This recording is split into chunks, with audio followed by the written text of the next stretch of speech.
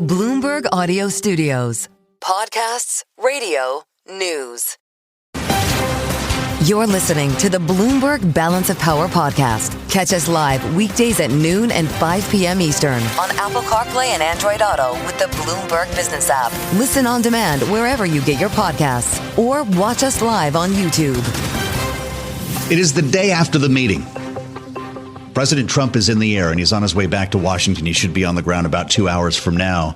On this Thursday, it is the 30th of October, if you can imagine that, a rainy day here in the nation's capital, as the president comes back home from South Korea and the Senate heads for the hills after another less than fruitful week in keeping the government open. We are now closed for 30 days.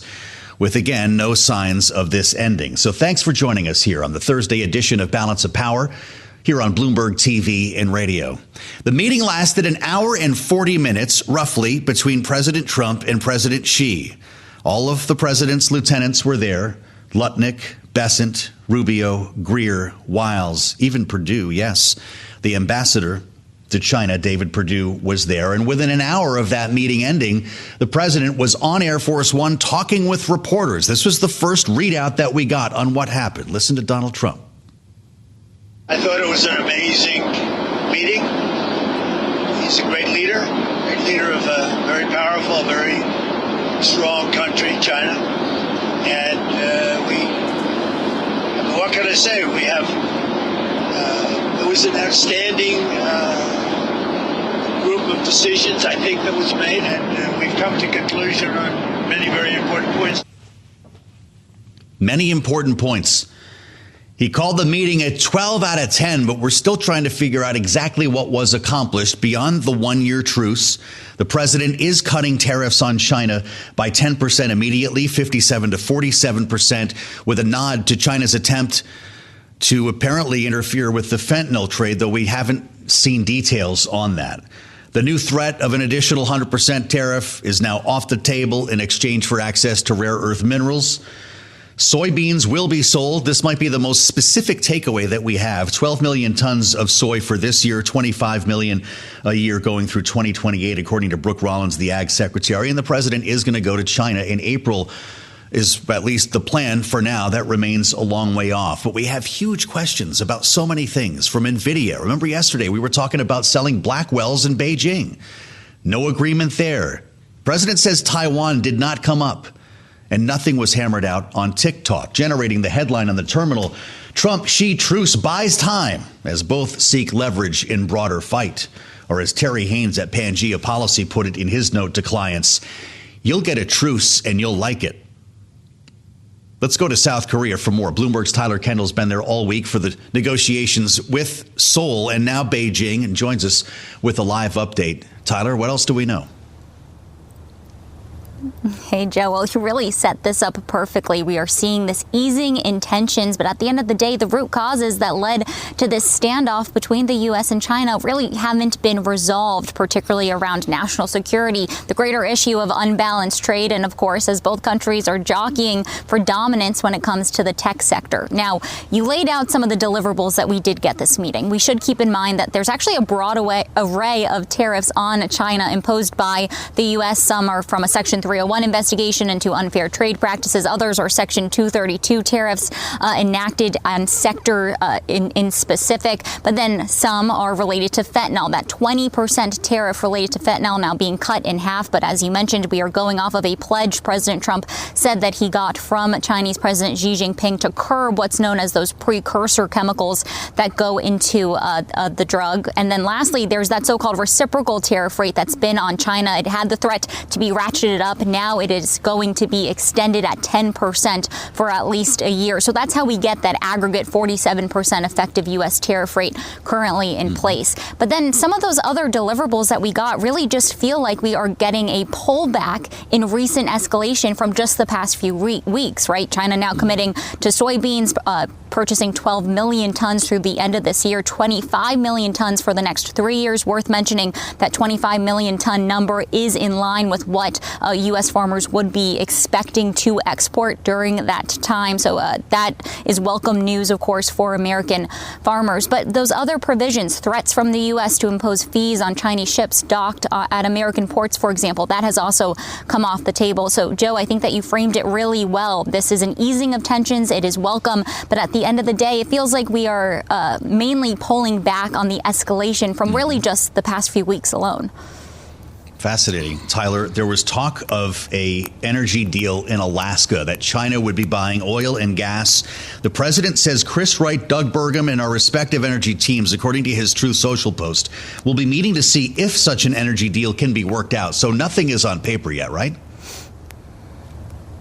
Nope, not yet. And the Energy Secretary, Chris Wright, was on Bloomberg television this morning, did confirm that he has a trip coming up. He said it actually might happen sooner than previously expected, but we did not get any more details here. Of course, as you well know, the administration has been pushing to streamline and deregulate when it comes to permitting and drilling in Alaska to get more American barrels overseas. So it's something we're going to be watching closely because President Trump, up to this point, hasn't taken punitive action against China when it comes to their imports of Russian energy supplies with, say, a so-called secondary tariff like we've seen implemented against India. And China is the top importer of Russian energy crude. In fact, Russian barrels make up about 20% of China's import of crude in general. So a huge market for them as this really has been a central component to helping the Kremlin fund the war in Ukraine. Yeah, great stuff. Tyler, we're so lucky to have you there. Tyler Kendall, still in South Korea for the aftermath of the APEC summit and President Trump's meeting with President Xi. We'll have more from Tyler as we make our way through the day here, and the president makes his return to the U.S. Clutch analysis from the former U.S. Treasury Secretary Larry Summers. He talked to David Weston just a short time ago following the meeting. Here's what he said. I think the most important thing is what didn't happen. This situation didn't spiral out of control into massive confrontation and economic conflict. And it was managed in a way that avoided what potentially could have been very unfortunate and destabilizing outcomes. And that's the good news. And I think it genuinely is good news. Glass half full. Let's see what Mary Lovely is pouring, senior fellow at the Peterson Institute for International Economics. We had to talk to Mary knowing the importance of this meeting, and it's great to have you back with us, Mary, on Bloomberg TV and radio. We can say a lot about what was not accomplished or what didn't happen. Yes, we don't have an international crisis this morning, but we don't have a lot of details either. How are you reading this meeting? Well, and it's a little bit sense of back to the future. A lot of this conflict was stirred up by President Trump in attempts to gain some leverage. China showed a very strong weapon in its rare earths exports, and I think the U.S. blinked. So I think that, the former Treasury Secretary Larry Summers is right. We don't have an escalation, but I think the reason that we don't have an escalation is because that the U.S. realized that it was not in a good position. I think we're seeing an asymmetric, response to this, which is that China is doing everything it can to reduce its dependence on the United States. It has been for some time, and the U.S. is focused on short-term deals. And I think that asymmetry is not going to serve us well moving forward. Wow. All right. Well, there's your headline from Mary Lovely. The U.S. blinked. You said a couple of things there as well. Back to the future is not the first time I've heard that line. And I was trying one out earlier, Mary. Is this not the proverbial putting on a really tight pair of shoes and celebrating how good it feels to take them off? Yeah, I think that is apt. I think that we are happy that the shoes are off. There is no doubt about that. 100% tariffs on China simply would do nothing good, only bad things for the U.S. economy. That doesn't mean that China would be spared either. They are being hurt by this, but they're in a very different situation, different political system. I think the Chinese feel very good about where they are, about the use of the rare earths. I think right now we've sort of seen the big weapons put back in the holsters, but as your correspondent has noted and others have noted, this is really by no means a settling of the really big issues that are out there.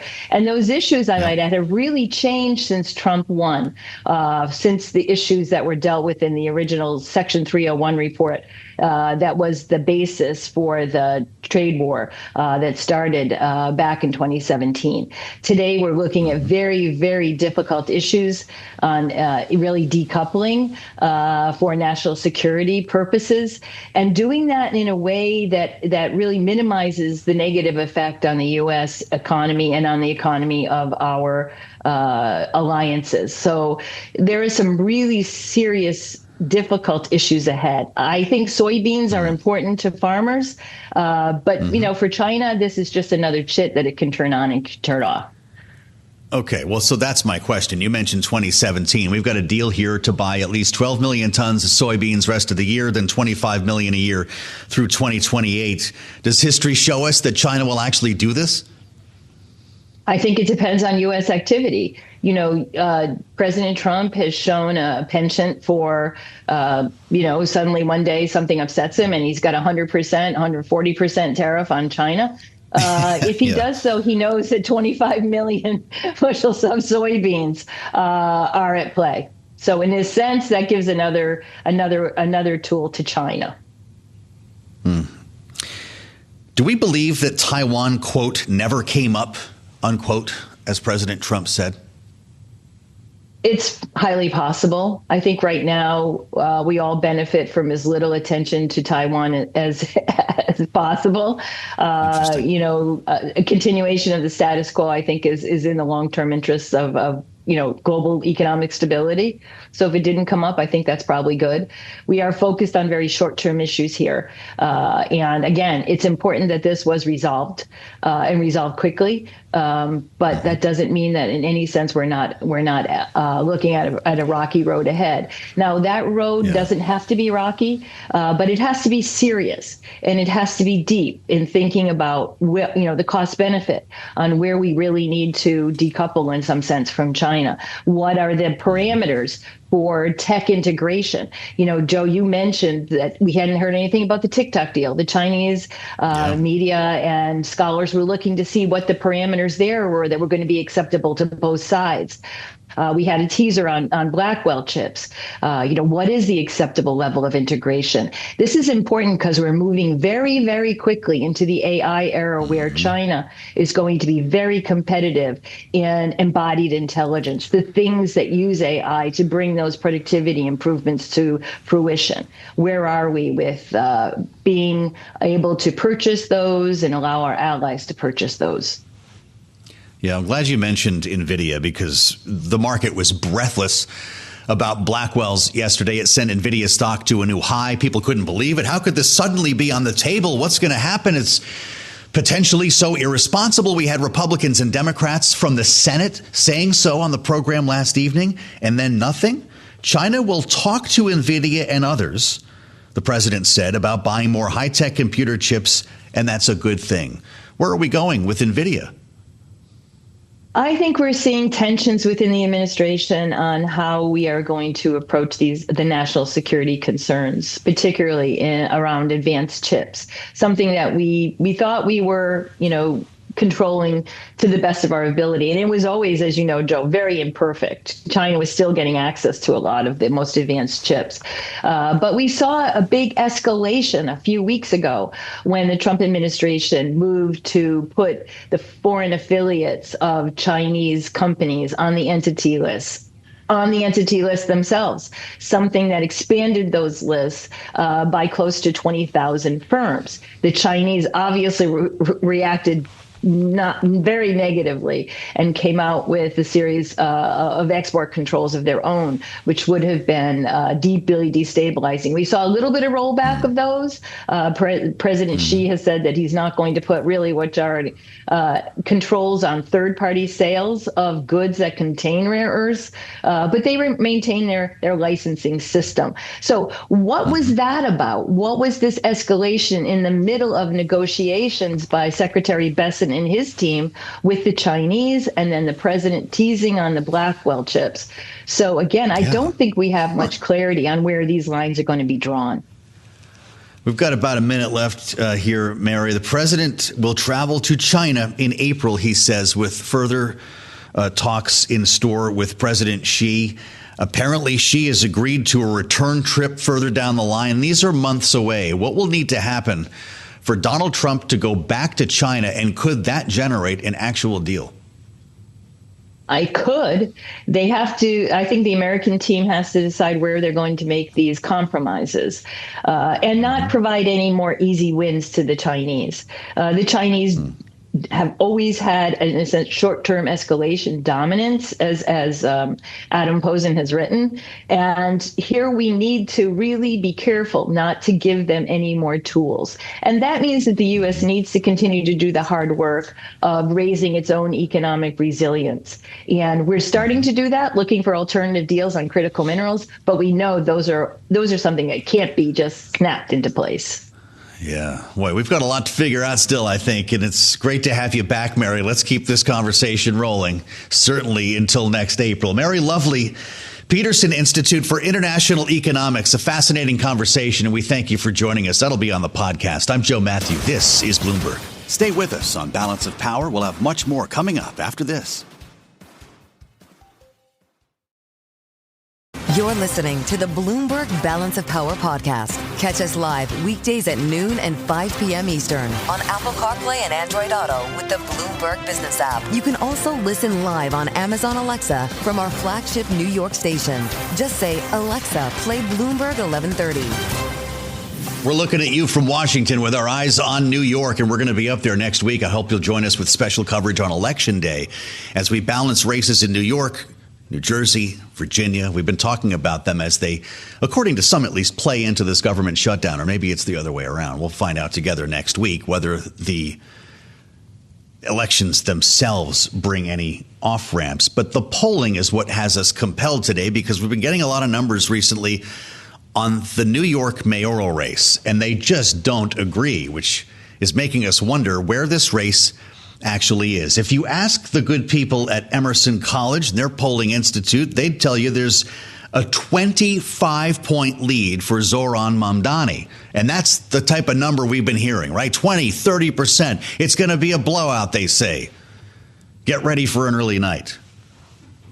Then you ask Marist College, well, they've got a 16-point lead in a three-way race for Mamdani. Okay, that's a little bit more restrained, and we're putting these up on the screen for you so you can play along on your home game. The Quinnipiac University poll out today, however, shows us 43% of likely voters support Mamdani, putting him only 10 points ahead of Andrew Cuomo.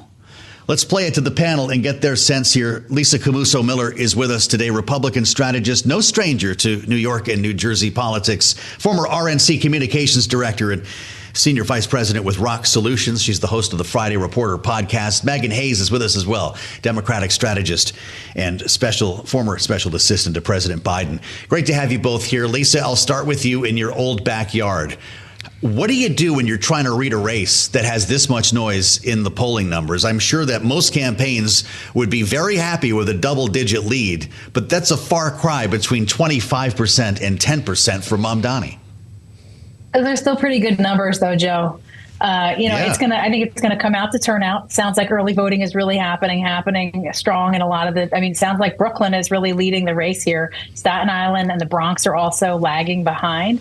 So it's gonna come down to what the issues are. And the issues are street safety and economic stability. And those are the ones that are really gonna be interesting to see who comes through. But, my money has got to still be on Mamdani all the way, even though Cuomo really does have an operation. He has a political operation that he's used and used well over time. New York City is a far different animal than New York State.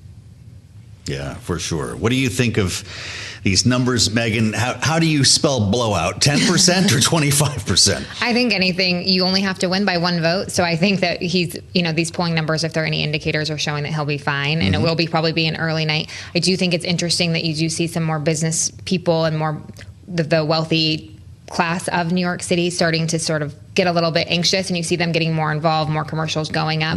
So I think it's a little too late for that, but I do think the early vote the numbers are already staggering to what they have been in the past. Well, let's talk about Andrew Cuomo here for a moment, who, by the way, was endorsed yesterday by Michael Bloomberg.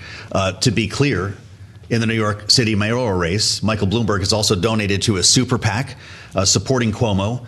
And Michael Bloomberg is, of course, the founder and majority owner of Bloomberg LP, the parent company of Bloomberg TV and radio. So here we are. Whether endorsements matter in this case could be its own show here, Megan, but we're looking at a world in which moderate Democrats and Republicans are warming up to the idea of Andrew Cuomo as mayor. Could it make a difference? I just think it's a little too late. And I think a 3-person race, it's interesting because people wanted Curtis Lewa to drop out, but I'm not sure that really makes a difference if Republicans are going to vote for somebody or they're going to vote for Cuomo. So I just think it's a little too late. I think that maybe if we were having this conversation 3-4 weeks ago, we might see a different outcome next week. I just think that the clock is running out here. What would you tell Andrew Cuomo to do as a Republican strategist, Lisa, to try to get those votes over the next couple of days? I mean, he's got to continue to talk about stability. I mean, Republicans, the market, New York City, they like stability. They like to know what to expect. And they like to know that someone that can come into that office can actually make a difference. So that's the message that Cuomo, I think, has been resoundingly using over and over again. Experience. Voters in New York have made this decision before. I mean, we've seen the last 2 mayors that were elected there were unconventional candidates. I think New York likes to switch it up, and I think Mamdani's going to be just fine on election night. But if I'm Andrew Cuomo, I'm talking about stability and I'm talking about predictability, because that's, I think, what people want to see, especially with a president that represents a little less of that. Interesting in terms of other endorsements, Tom Suozzi, even Mike Lawler, the Republican, has endorsed Andrew Cuomo. Pretty fascinating to consider where we're at here. When Mike Lawler is endorsing Andrew Cuomo, what does that say about the race? I guess it's a statement more on Mamdani than it is the former governor. I think that's a vote against Mamdani, not for Andrew Cuomo. And I think that's a lot of what people are doing. It's very similar to what you saw Democrats do in 24. They voted against Trump, not necessarily for Kamala Harris. So there's a lot of parallels there. But their numbers aren't there for Cuomo to win at this point. But I do think it's important for people who do not believe in his views to endorse somebody else. I think you just shouldn't always go along with your party just because. So I do have a lot of respect for Tom Suozzi and for Mike Lawler for coming out and endorsing Cuomo. Yeah. Well, all right. So, the real stuff comes down sometimes to how local you can get. Lisa, you reminded us in the New Jersey gubernatorial race that the difference between pork roll and Taylor ham could, in fact, declare the winner in this race between Mikey Sherrill. I'm not sure that it was whether she likes. You can stop me if you want. It was knowing which was which. So I'm going to ask you again. You remember in the last debate for the New York mayor, they were asked at the end, what is your breakfast bodega order? We're going to have to see if we can pull this out here. We can't use it? All right, I guess I'll get sued if I play that. Mamdani had a different answer than the other two. I think it was something on a bagel. It was egg on a bagel with jalapenos. I'll have to go back and read this. With no salt. That was Andrew Cuomo, and Sliwa had no salt. But guess what? He just landed. Mamdani landed the United Bodegas of America endorsement. Lisa, is this thing shut down? I don't know that makes a difference, but those are a vote from small businesses that are looking at a candidate that they think can make a difference for them, and that's where that makes a difference. I think more than anything, because that city is full of small business owners who really want a mayor that can help make change. Egg, cheese, jalapeno. Thank you, Cece. Not just small business, but small businesses owned and operated by immigrants. Yeah, actually, I think that's actually really interesting for someone who wants government-run grocery stores. That the bodegas, the union for the bodegas is coming out. Which they opposed initially. Exactly. So I do think that is a really interesting dynamic here. But I also think they see the writing on the wall. They're reading the same polls we are. And they also know that they're going to have to work with Mamdani's office. They're going to have to rely on him for different regulations. Great point. All sorts of things that the city government is responsible for. So it's a smart political play by them. Yeah. Lisa, this is going to take place, of course, the same day that we have elections, as I mentioned, in Virginia and New Jersey. Are you in the same place when it comes to Chitterelli in New Jersey? Yes, I am. I'm still watching it closely, and I think that it's going to be a very close race in New Jersey. New Jersey never disappoints. It's always down to the last minute. But I think it's going to be a good night for Democrats, and I hope for them that they don't over-index on the fact that they were successful, because it's less about their candidates, more about the issues, and they're going to have to pay very close attention to what this means for the midterms. I think you're expecting a blowout for the Democrat in Virginia, Abigail Spanberger. How about New Jersey? How come Mikey Sherrill is not doing better right now? I think just like what Lisa was saying, I think affordability issues, and I think that those are really hard issues to break through. And I know she's really leaned into the energy prices. I know she's leaned into some child safety issues. I think the Trump factor here is really important. I think Chitterelli was really hanging his hat on Trump, and I do think that is concerning for a lot of Democrats and people. Just the crazier things that Trump does, the worse it is, I think, when you're in some of these states for the midterms. But I do agree with Lisa. Dems need to be really careful here. If they are victorious, like it is showing that they might be, they need to really watch and really hone in on those affordability issues leaning into the midterms and not just get comfortable. Understood. Did she have the energy, the charisma? Is she the right candidate? Because there's been a lot of questions about candidate quality here. I think she's great, and I think that she will be a great governor. She is very moderate. She knows what she's doing. She will govern on day one. I think she is a new generation for Democrats. She has a national security background. She brings different style of leadership, and that's okay. And the Democratic Party needs that. And I welcome her, and I welcome Abigail Spanberger. Yeah. And if they both are victorious, I think they are great leaders to look forward to for our party. Anyone who's living in Virginia or the D.C. area is looking forward to these ads coming down. Lisa, where will New Jersey be decided? I think I'd pay very close attention to North Jersey, right in the shadows of Wall Street, where folks live. I mean, Bergen County will always go Republican, but some of those other northern counties went for Trump last go around, and so that's going to be where we're going to have to watch and see. The other thing, too, Joe, I'd like to point out is that this is the first time in my history that I can ever remember that two females would lead the governor's office if, in fact, they both win on Tuesday. How about that? Producer James reminds us the Emerson poll that I mentioned for the New York mayoral race has numbers on New Jersey gubernatorial. Sherrill is 49-48 over Chitterelli. Is that how close this race is? Yeah, I think so. I think it's going to be extremely close. She might be more than 1 point, but it is going to be close, and it will not be called right away. You know how some of these are just called right when the polls close. I think it's going to go 10, 11, maybe even midnight. So I think that Virginia and New York will be called much earlier, but I think we're in for a little bit more of a wait for New Jersey. You see this as a 1 point contest, Lisa? I think it can be very close. I mean, Joe, I hate to say it out loud, but it's the kind of thing. Last time Jack Chitterelli ran for governor, he was so close that they had a recount. So I think that there's going to be a lot of, it could be a late night. We could be well into days after the election. That's how close I think it's going to be in New Jersey. Well, this is going to be a riot. And as I mentioned, we'll have special coverage. That'll be next Tuesday, live from New York here on Balance of Power. Many thanks to our great panel. This is a great conversation and fun to get ready for these elections with Lisa Camuso-Miller and Megan Hayes. We thank you both. We've got another breaker here on the terminal. The FAA has just issued a ground stop for Washington Reagan National Airport. It's not a mechanical problem this time. They say it's due to staffing. So here we are. We have arrived, and we'll have more on this coming up when we spend some time with Congressman Jake Auchincloss, the Democrat from Massachusetts. Up next here on Balance of Power, only available on Bloomberg TV and radio. Stay with us on Balance of Power. We'll have much more coming up after this.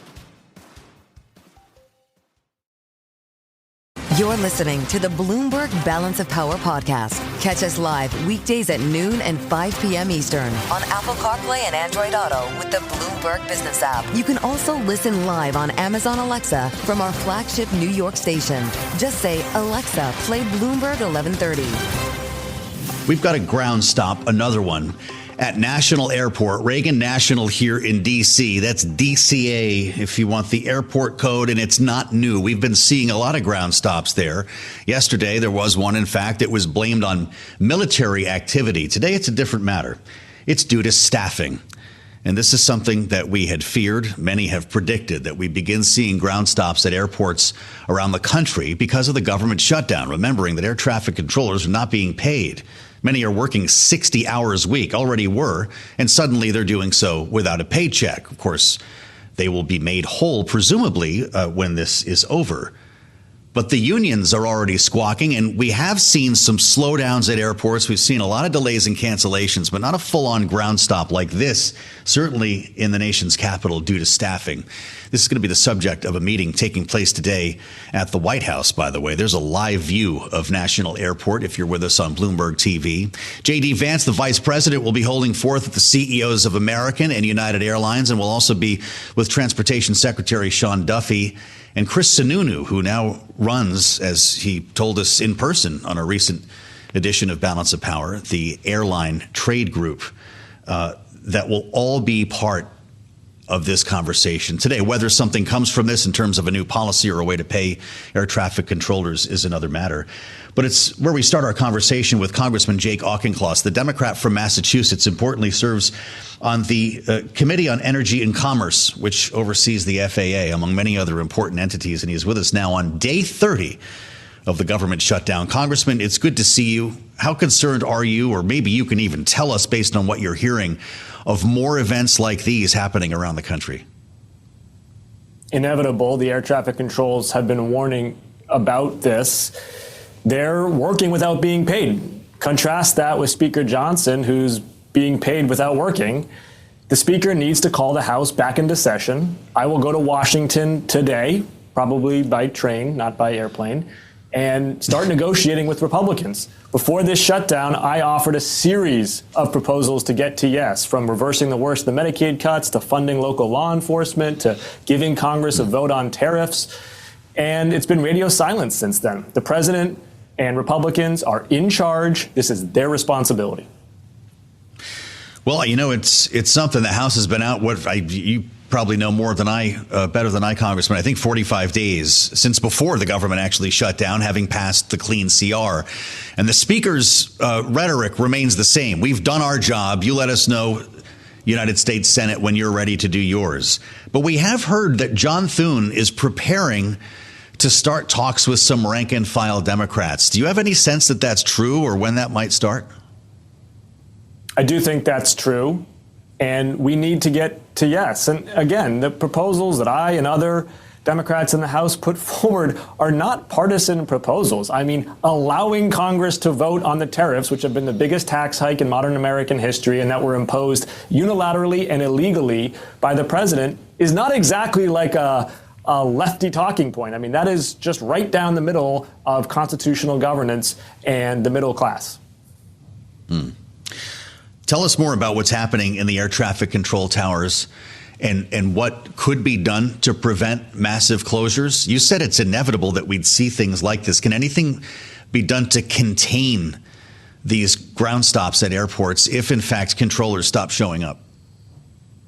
I don't want to conjecture. What I can say from my time talking to air traffic controllers when I was on transportation and infrastructure, the committee with jurisdiction, is that when you have these government shutdowns, the air traffic controllers will start taking other types of jobs to make ends meet and will call out in order to go to those other jobs. They got to put food on the table for their family. They got to make rent. And that will lead to staffing shortages, which creates unsafe conditions, which creates ground stops. And here we are with potentially more in the offing. Does November 1st matter anymore, Congressman? That's open enrollment, of course, and potentially the end of some SNAP benefits, the beginning of the end. But now there are efforts to try to overcome those legislatively, at least in terms of the SNAP benefits, as another potential pain point is taken off the calendar. What do you think is going to happen when we get into the new month? Yes, it matters. The president calls it a Democrat program, SNAP. It's not. It's a program for children. 2/3 of the recipients of SNAP are families with children. This is about kids going to school with a full belly. And illegally withholding those SNAP funds is callous and cruel. Your governor's taking action on this, right? Is Maura Healey going to manage to bridge the gap here? Obviously, we don't know how long the gap might be, Congressman, but it looks like a lot of governors, a lot of states are stepping up.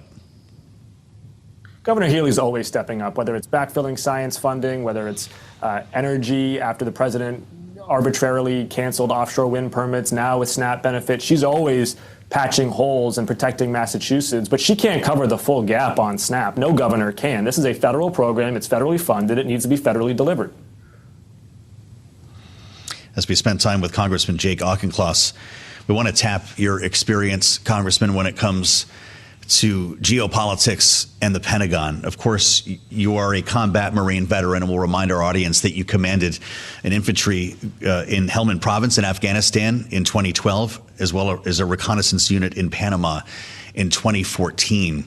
The president yesterday, before he sat down with President Xi, took to Truth Social to talk about resuming nuclear tests here in the United States. I suspect you saw this. It's a pretty big deal, directing the Pentagon to test nuclear weapons for the first time since 1992. We're unfortunately not sure exactly how this is going to work, though. He said that testing should occur, quote, on an equal basis, unquote, with Russia and China. Is this a smart move, and what would it accomplish?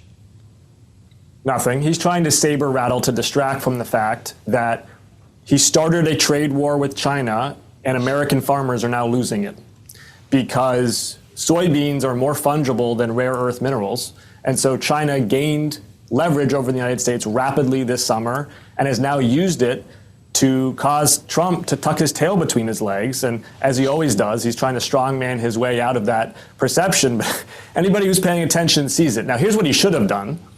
He should have embarked upon a bipartisan industrial policy focused on American energy dominance, adding 2 to 4 quads of energy production per year, including the necessary control over rare earth supply chains. Number 2, he should have used targeted sanctions and tariffs for the fentanyl export issue and for critical industries, and Congress has a lot of bipartisan legislation for that. And then finally, he should have inked a TikTok deal, again, according to congressional statute, that it gives Americans control over the most important media and information platform in the world. He has failed to do all 3 of those things. And so now he's trying to blow stuff up to make himself look tough. It's not going to work. Are you encouraged that Blackwell chips were not part of any deal making yesterday? Well, I mean, the president took a stake in NVIDIA's export of chips to the Chinese Communist Party. So he's literally trying to give the U.S. government like equity in equipping China to leapfrog us in AI inference. It's wow. His version of state-directed capitalism is going to enrich his family, that's for sure, with their crypto schemes, probably $5 billion worth. But it's not going to be good for America Incorporated. All it's going to do is sow further uncertainty amongst investors and entrepreneurs, when what these investors and entrepreneurs really need is abundant, clean, cheap, reliable energy. And this president has been inhibiting rather than amplifying that. That should be our industrial policy. Forget all of this crony capitalism. Focus on American energy. We could do a whole show on this, Congressman. This is fascinating to me. When it comes to the likes of NVIDIA, Jensen Huang would say, hey, if we want to win the AI race in this country, you need to get the world on the AI stack. And that, of course, runs counter to folks like yourself. Your opinions on this, where providing some of the highest end AI chips to China would, in fact, be a national security violation. Is Jensen Huang simply wrong about this? I think Jensen Huang is talking his own book, which is what a private company CEO is going to do. The President of the United States should be looking in a long-term way about American competitiveness. And the most important questions about how the U.S. outcompetes China in science and technology are not about China. China's got 1.3 billion people. Their kids are outperforming our kids on math and science scores. They're investing huge amounts in basic research. China is going to be a powerhouse. There's nothing we can do to prevent that. What we can do is double down on what's made this country a behemoth of free enterprise. We got to double the NIH and National Science Foundation budget. We got to attract the best and brightest from the world over. We got to protect intellectual property, guarantee a sound currency, expand global markets for our entrepreneurs. It's all the stuff that's simple but not easy. And this president is replacing it with, Trump Incorporated, where if you want to do business in America, you got to buy his son's crypto coins. You mentioned energy, Congressman. We're coming off the NVIDIA GTC conference this week here in Washington, D.C., and there's been enormous talk, of course, about harnessing clean, renewable energy for data centers that are popping up like weeds all over the country here. Some think the answer is nuclear, small modular reactors, but that could take some time. And so I'm wondering what it is you refer to. Is it natural gas? How do we get these data centers powered up without hiking electricity bills in the state of Massachusetts? And electricity bills are going up double digits in Massachusetts and Virginia, in other states. It's going to be different in different states. Some places it might be hydro. Massachusetts offshore wind could have been part of the solution until the president canceled it. It's going to be natural gas in some areas. I think one common one, though, is next generation geothermal. You got companies like Quays, which is doing millimeter wave drilling that can go 5 to 7 miles deep, which means that it's hot everywhere. You don't have to go to Iceland, right? Anywhere you dig or drill, it's hot. And that allows us to create high baseload, affordable, reliable electricity that is clean in states across the country. You know, one thing that we haven't had a chance to talk about with regard to the government shutdown that ties into what we are discussing with regard to energy is heating oil assistance in Massachusetts. Yeah. It's getting to be that season to fill the tank, Congressman. It already is that season in Massachusetts. It's been in the 30s in the morning recently. In our remaining moment, what will this mean for assistance in your state? The low-income heating assistance program is a mainstay for Massachusetts families. We should expand the program, as I've consistently advocated, and ensure that families are able to keep homes warm during a New England winter. But again, that's a short-term issue. In the long term, what we need is energy independence that comes from adding more supply onto the grid. In Massachusetts, our biggest problem is not transmission, it's generation. We need next-gen geothermal, we need nuclear, we need offshore wind, we need hydro from Quebec. We need all of it and more. This is why he's on the Committee on Energy and Commerce. Congressman Jake Auchincloss, thank you, sir, for the time. It's good to see you, and we appreciate your insights here on Bloomberg. Democrat from Massachusetts' 4th District. Thanks for listening to the Balance of Power podcast. Make sure to subscribe if you haven't already at Apple, Spotify, or wherever you get your podcasts. And you can find us live every weekday from Washington, D.C. at noontime Eastern at Bloomberg.com.